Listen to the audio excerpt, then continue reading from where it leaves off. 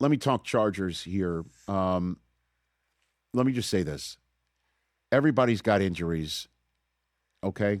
And some teams are able to overcome them, and at the end of the day, some are just too significant to overcome.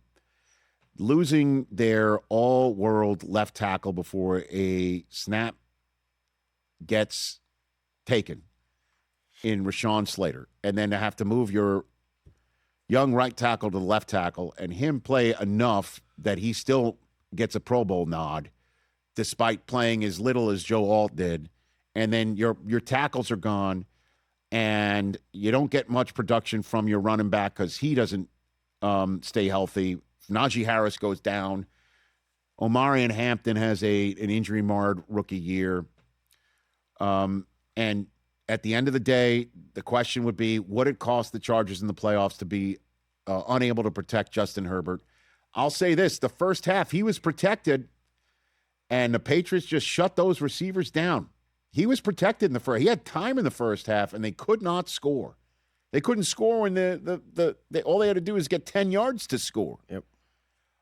So you tip the cap to the Patriots there, and I think Justin Herbert deserves better than having a conversation about him that he's not a big game player. But that's now 0 for 3 in the playoffs in the first round, and I know Jim has been sitting in this chair saying, I got to get him to the Hall of Fame. And to get him to the Hall of Fame, you got to have a little bit better health up front, and you got to find some guys who are going to get open for him on outside the numbers. It's crazy that Ladidi McConkey didn't have much of a game. Keenan Allen dropped one on third down, which he never does. Yep. Just wasn't their night again. And Herbert in the second half, it was a wrap. I was concerned for his safety. He took a few big hits where you're like, oh, man, is he going to get up? Yeah. But that's happened all season. I mean, he's so tough. This is what Herbert had to say after the game. Yeah, not good enough. We got to score points, and defense gave us every shot we needed to, and wasn't enough. Realizing that obviously the emotions are still raw, what is your confidence in yourself that you will be able to get over this hump eventually, get a playoff win, make a playoff run? Yeah, I don't know. I haven't figured it out yet, and hasn't happened, so we'll have to reevaluate and see what happens. Yeah, Jim also said if I had the answers, he would have done something about it. He doesn't have the answers. A lot of folks are obviously looking at the offensive coordinator, Greg Roman, who's been around with Jim for a long time, San Francisco with Colin Kaepernick. They went to a Super Bowl together.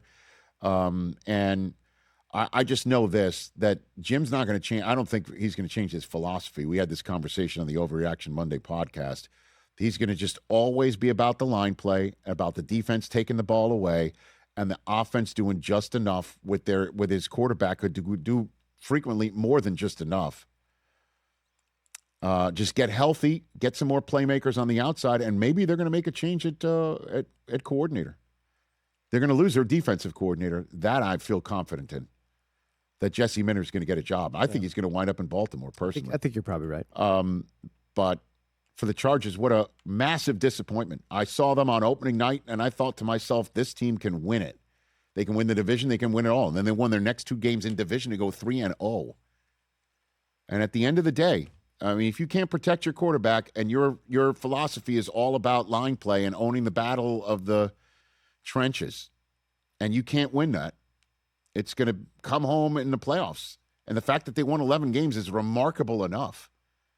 Remarkable enough. There's enough players to win, another division if you can, or go deep into the playoffs with a quarterback like this, but you got to protect him. And then you got to figure out, is it your scheme too? I bet you across the way, Harbaugh's already working on it. I'd imagine. Licking his wounds going through the end of the year meetings across the street. That's got to be a sad day across the street with our neighbors. Hey, you made it all the way to the end. Thanks for that. Check us out every single day streaming live on Disney Plus and the ESPN app 12 to 3 Eastern.